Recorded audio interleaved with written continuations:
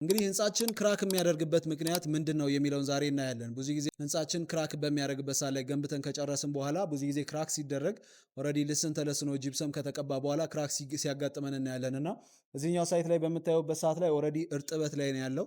ውሃ እየጠጣ ነው። ገና ስድስተኛው ቀን ነው ማለት ነው እና ምንጊዜ ማሰብ ያለባችሁ ይሄ 7 ቀን ከጠጣ በኋላ በደንብ መድረቅና መውጣት አለበት። ያለበለዚያ ክው ብሎ ካልደረቀ እዚህ ላይ ልስን የምትደርቡበት ከሆነ ሞይስቸሩ ከውስጥ ስለማይወጣ ልስን ላይ በኋላ ላይ ክራክ ሊፈጥርባችሁ ይችላል ማለት ነው። ይህን ነገር ደግሞ የምታውቁት ኦልሬዲ ጂፕሰም ከሰራችሁ በኋላ ነው።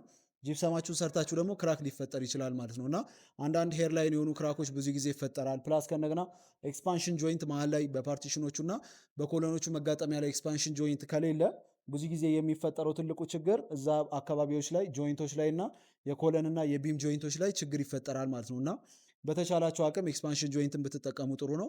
አንፈልግም የምትሉም ከሆነ ደግሞ ስም በምትለስኑበት ሰዓት ላይ እነዛ ቦታዎች ላይ በተቻላቸው አቅም ኬሚካል ብትጠቀሙ እንደ ቦንዲንግ ኤጀንት ኬሚካሎች አሉ፣ እነሱን ብትጠቀሙ ጥሩ ነው። ፕላስ ከነገና ደግሞ በደንብ ካልወጣለት ኢቭን ልስኑ ተለስኖ ደግሞ ቻክ ላይ የምትፈጥኑ ከሆነም እንደዚሁ ክራኩ ሊፈጠር ይችላል ማለት ነው።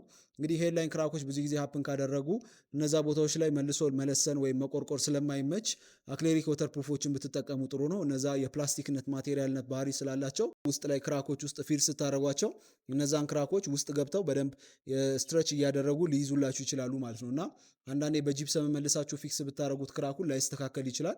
አክሌሪክ ወተርፕሩፍ ብትጠቀሙ ጥሩ ነው።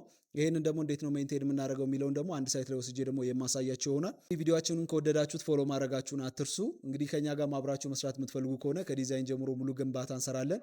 ፓርቲሽናችን እንግዲህ ይህንን ይመስላል። ግንባታችንም እንደዚሁ ማለት ነው። ከኛ ጋር አብራችሁ መስራት የምትፈልጉ ከሆነ ከላይ በማስቀምጥላችሁ ስልክ ደውሉልን። መልካም ቀን።